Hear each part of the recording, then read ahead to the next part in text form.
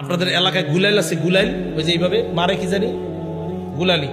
এখন অনেকে কি করে, হাত আপনার লক্ষ্য ঠিক আছে কিনা এটা পরীক্ষা করে না, ছাদের উপরে উঠে একটা চড়ুই পাখির আপনি আন্দাজি মারছেন চুরহুদে কারণ ছাড়া, এই চড়ুই পাখি কিয়ামতের ময়দানে আপনার বিরুদ্ধে মামলা করবে, আপনার ব্যাপারে মামলা করবে। দলিল নাসাই শরীফের হাদিস 4446, 4446 নম্বর হাদিস।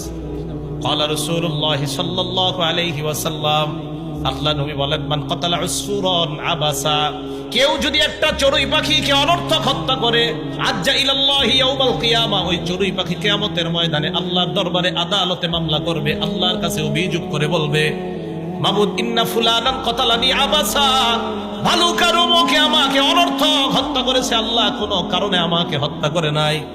ওয়ালাম ইয়াকতুলনি লিমানফা, কোনো উপকারের জন্য হত্যা করে নাই, মাবুদ এমনি এমনি আমাকে হত্যা করেছে।